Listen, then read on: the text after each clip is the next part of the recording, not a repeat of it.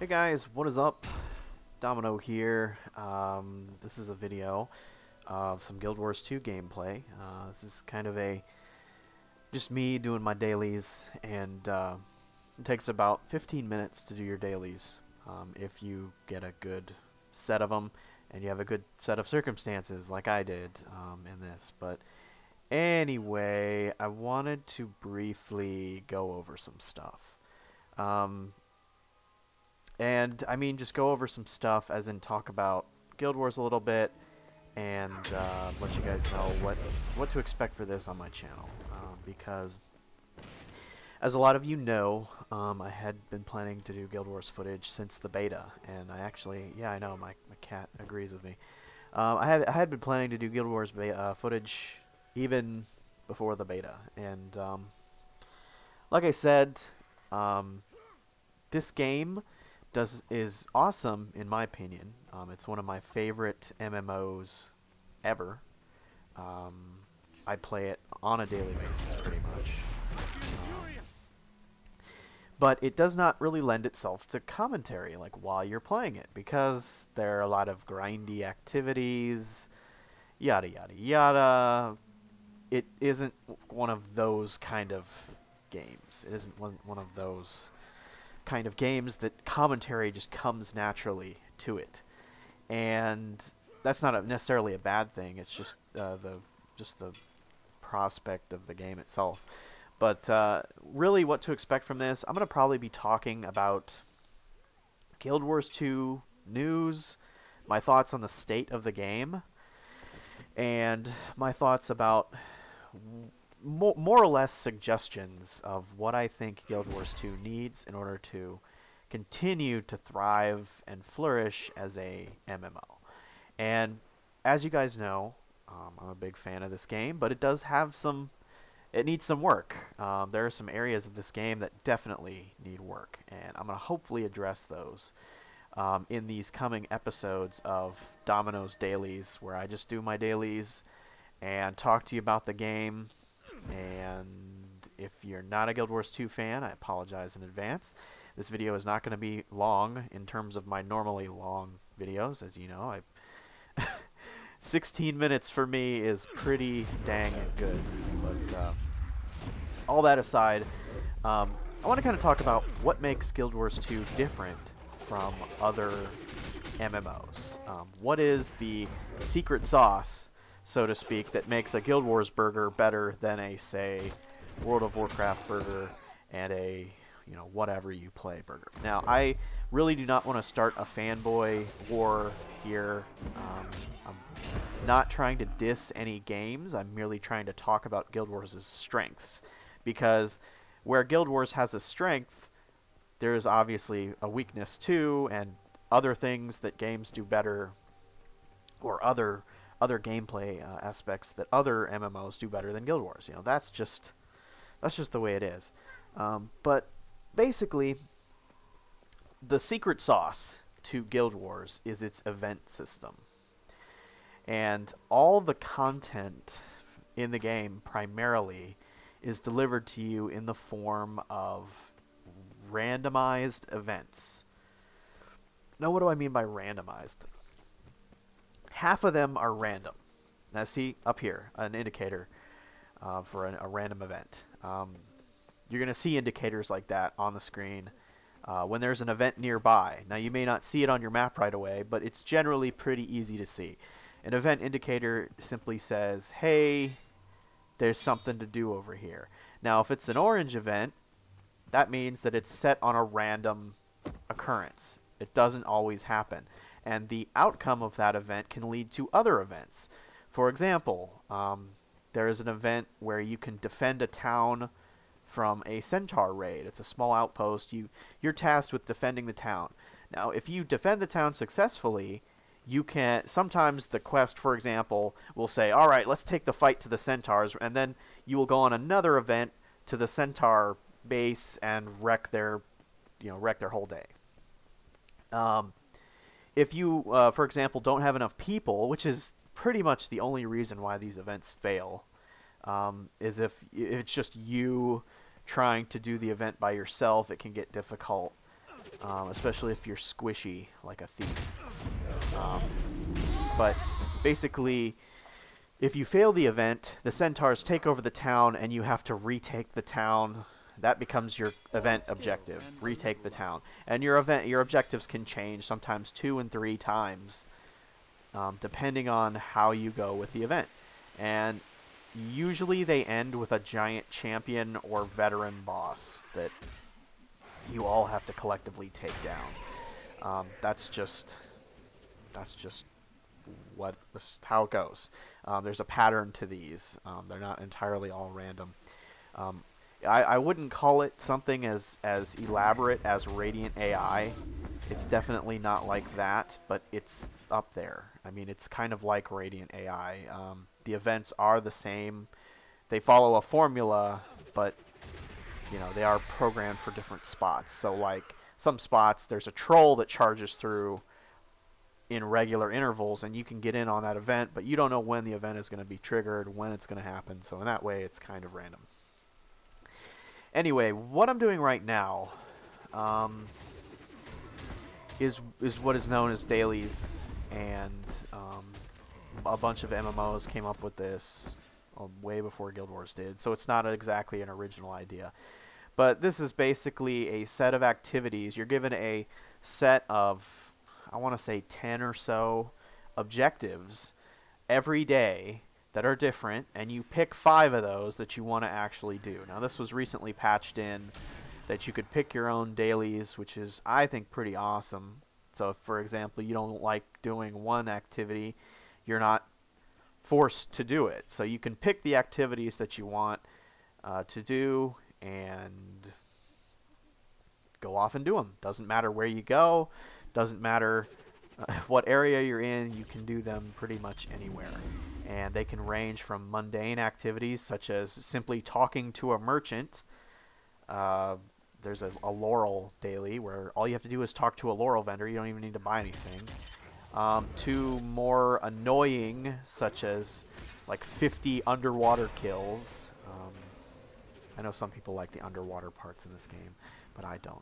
But those are essentially what the dailies are, and you get XP and rewards and laurels for the game. But I'm going to talk about that more later. What I really want to do is talk about why Guild Wars 2 is strong as a game. So I can kind of talk about why it's also what it needs in order to stay cool and stay awesome and not slip into repetitiveness. And I'm going to talk more about that in the next episode of this. I guarantee it. But I wanted to talk about what makes Guild Wars strong and why I like the game. Like I was saying, the random event system is really awesome because it's like drop in, drop out. There's an event going on. I see it on the map. I run to it. The event could have already started. Other players could be already involved. I just jump in. I participate. I get credit. You know, you don't talk to an NPC and have him send you to point X, and then you see a bunch of people waiting around for the loot to respawn or the monsters to respawn. It's all random, and the game generates more monsters, tougher monsters, based on the amount of people that are present. And for the most part, it gets this right. For the most part, there isn't a problem of too little monsters, but there have been some events that I've done, and I can't think of a specific example, but this is more of reflecting on the experience I've had with the game. There are some areas where it feels like there was way too many players and not enough monsters, so it feels kind of just like shooting fish in a barrel is what it kind of feels like. So that's more or less a weakness of the event system, but I think the strength of the event system is that it's dynamic. You're just walking around. Your objective is to explore. You explore, you walk around, you see things, and you can go participate. I think this is an awesome system. I think it's a refreshing change of pace for a genre of gaming that has become a bit overpopulated and a bit stale. But I want to be realistic here. I want to be realistic because a lot of hype was given to this randomized system, and yes, it's cool, but it's not that cool.